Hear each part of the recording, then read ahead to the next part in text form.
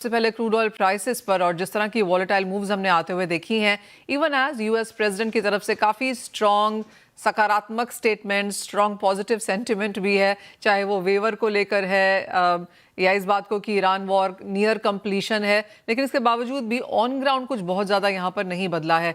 किस तरह से आप करंट वॉलेटिलिटी और करंट सिनेरियो देखते हैं? Manisha, I think it is not right to make sense out of these things because अगर कल का अगर बात करें तो ओवरऑल दिन में 3 बार 10% का मूव देखा गया है कि 2 बार अपसाइड, 1 बार down side. I think it's a huge this thing and very headline driven space है। इसमें आपको बहुत ज्यादा एनालाइज करने के लिए नहीं मिलेगा। It's typical nimble reaction of the market to the headline news. And आज भी यहाँ पे आई think it's more rather than end of the war का जो डिक्लेरेशन या जो कॉन्फ्लिक्ट एंड होगा उस हिसाब से ज्यादा इसमें करेक्शन देखा नहीं है। It's more like SPR release, specially अगर पेट्रोलियम रिजर्व से अगर क्रूड रिलीज हो जाता है G7 से। सेकंड इज दैट कि सम ईजिंग ऑफ सैंक्शंस और easing of oil related this thing, अगर इंडिया को थोड़ा रिलैक्सेशन दिया है कि भाई आप रशियन क्रूड खरीद सकते हैं, तो थोड़ा मार्केट्स जो दैट एडिशनल ब्लॉकेट्स जो है वो हट गया है। उसके वजह से जो है जो मार्केट्स वर एक्सपेक्टिंग दैट कि 130 140 150 तक जा सकता है, उसके बदले में एक्चुअली क्या है कि नहीं नहीं, I think there are other counter measures which are trying to address the current shortage of from the strait of Hormuz. तो उसके वजह से again the market has an over reaction of that, I think. So somewhere they should stabilise around $90 to $100 is a stabilized market मेरे हिसाब से।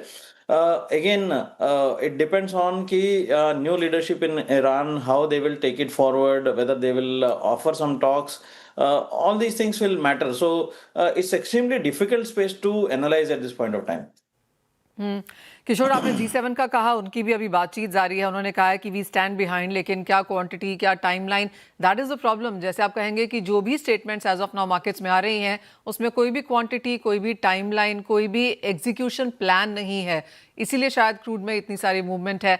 Having said that, जिस तरह की, जैसे आपने कहा, कल दिन में 3 बार 10% के मूव्स देखने को मिले, इन्वेस्टर ट्रेडर के लिए क्या राय है? क्या वो बाजार में आए, साइडलाइंस पे रहें, क्या करें? सी आई थिंक अच्छी बात यह है कि इंडियन मार्केट्स में ऑप्शंस एक्सट्रीमली लिक्विड है क्रूड का। सो you have to if you are a trader in commodity markets today, especially crude में, तो आप एक स्ट्रक्चर्स के थ्रू ट्रेड कर सकते हैं, आप स्ट्रेटजीज के थ्रू ट्रेड कर सकते हैं। आप अगर आपके पास अगर आप बाइंग करके इसमें आप अंडरलाइन जो फंडामेंटल्स है कि जब तक स्ट्रेट ऑफ हॉर्मुज नहीं खुलता है वहां तक आपको डाउन साइड प्रोटेक्टेड है, तो आप एक्चुअली एक एक फ्यूचर एंड ऑप्शन का कॉम्बिनेशन में ये कहीं ना कहीं आप स्ट्रेटजीज के थ्रू काम करना, डाउन साइड रिस्क प्रोटेक्ट करके रखना बहुत जरूरी है। And also if it is possible then आपको इधर it is like you play the volatility rather than direction. So मैं ये मान के चलता हूँ कि दोनों साइड आपको वॉलेटिलिटी है, तो आप just you buy the volatility, it's a simplest thing, and then you play the volatility rather than anything else. Point taken. Kishore, metals में क्या सिनारियो है? क्योंकि पिछला पूरा हफ्ता गिरावट के साथ कारोबार था, एल्यूमिनियम में तेजी थी, उसमें आज भी तेजी है, लेकिन बाकी मेटल्स में भी एक स्लाइट सा रिबाउंड हमने आता हुआ देखा है। जिंक फॉर एग्जांपल ओवरनाइट यहाँ पर बढ़ा है, आयरन और स्टील में अच्छी खासी तेजी देखने को मिली है, गोल्ड सिल्वर में एक सपोर्ट है, डॉलर में डिक्लाइन का एक फायदा तो है ही। बाकी क्या देखते हैं आप मेटल्स में as a trading idea? I think base metals में again Chinese import export numbers are surprisingly good actually.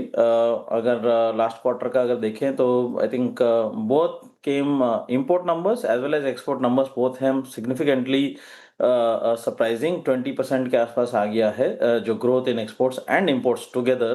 But these numbers are before the war has been started. So I think Gulf War के बाद आगे क्या होगा देखना चाहिए। But I think aluminium as I said it's extremely positive. It's a energy intensive commodity, जहां पे भी आपको एनर्जी क्राइसिस है टिपिकली एल्यूमिनियम के थ्रू पास हो जाता है।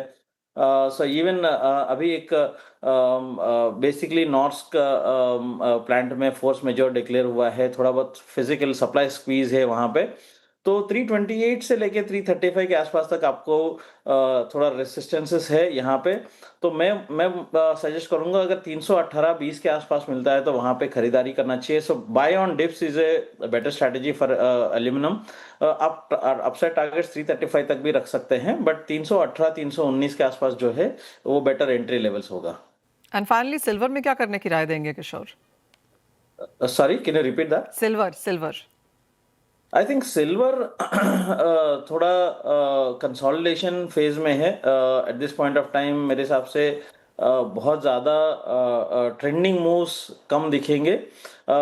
सी जो काफ़ी लोग हम पूछ रहे थे कि भाई पिछले आप हमेशा बोलते हैं कि war is equal to bullishness in precious metals, but अभी वॉर डिक्लेयर हुआ, इतना बड़ा वॉर हो रहा है, बट एक्चुअली गोल्ड सिल्वर में मूवमेंट नहीं है।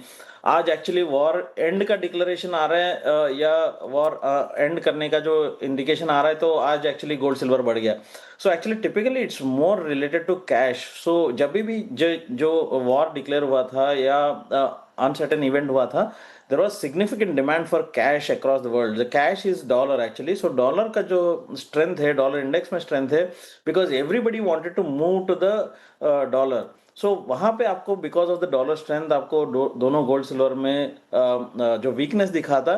एंड आज again डॉलर का जो है strength थोड़ा सा कमजोर होने का है, because once the war ends again you come back to the normal things, and then dollar is not that king of in a good time. So basically that's what we are trying to see.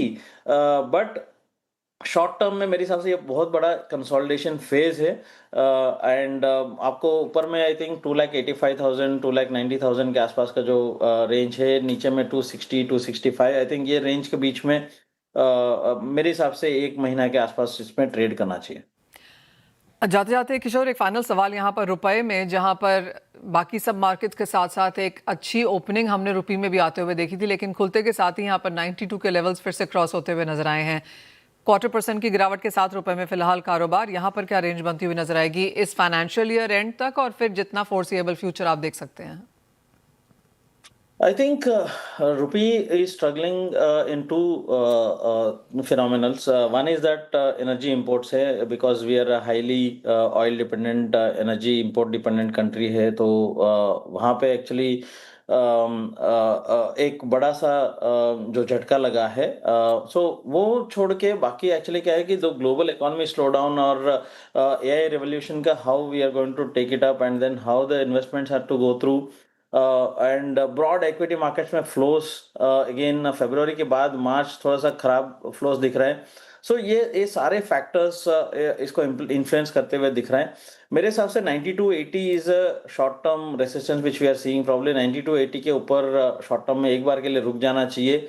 Probably we might actually appreciate towards 91.5. I think I'm slightly more positive at this point of time rather than negative. 91.5, maybe 91 तक भी इसमें appreciate हो सकता है। 92.80 is going to be bottom. Point taken Kishore, बहुत शुक्रिया साथ जोड़ने के लिए। तो क्लियरली बाजार में